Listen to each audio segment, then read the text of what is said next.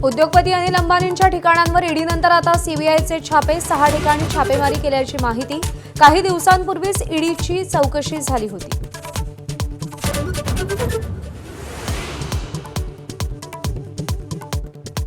राज ठाकरे आणि आशिष शेलारांमधील मैत्रीचा नवा अध्याय सुरू। दोघांमध्ये कटुता नव्हतीच, ते जुने मित्र। आशिष शेलारांसोबतच्या बैठकीनंतर अमित ठाकरेंचं वक्तव्य।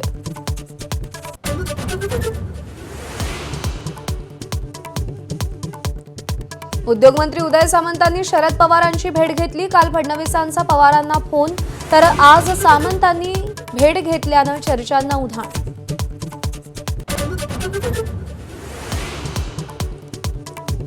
मुंबईतील मालवणीच्या टाउनशिप शाळेच्या खासगीकरणाला काँग्रेसचा विरोध। वर्षा गायकवाड, असलम शेख यांच्या नेतृत्वात आंदोलन, पण सरकार खासगीकरणावर ठाम। 35 शाळांत उपक्रम यशस्वी झाल्याचा दावा।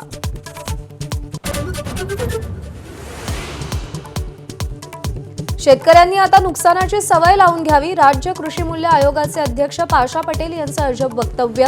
सरकार नुकसान भरपाई देऊ शकत नाही म्हणत हात झटकले।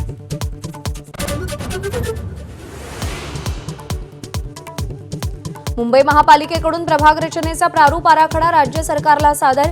मुंबई, नवी मुंबई आणि कल्याण डोंबिवली पालिकेची प्रभाग रचनाही जाहीर, तर ठाणे पालिकेची प्रभाग रचना आज जाहीर होणार।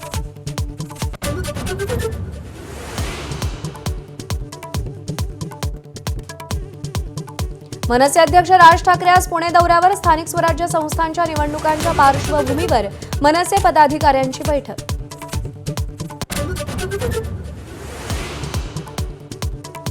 रामटेकच्या कालिदास संस्कृत विश्वविद्यालयाचे कुलगुरू हरेराम त्रिपाठी आणि त्यांच्या पत्नीचा रस्ते अपघातात मृत्यू।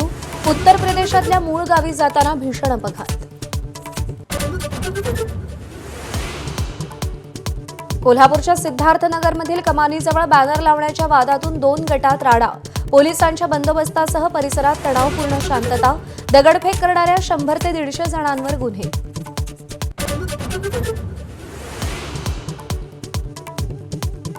नाशिकच्या जय भवानी रोड परिसरात परप्रांतीयाला मनसेकडून चोप। मराठी भाषेवरून अरेरावी केल्याचा आरोप। समज देतानाही अरेरावी केल्यानं मारहाण।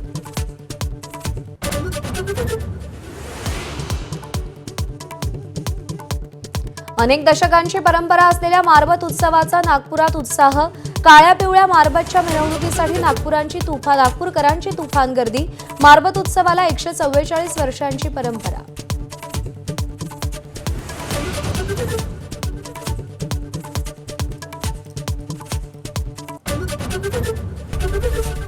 एबीपी माझा, उघडा डोळे बघा नीट।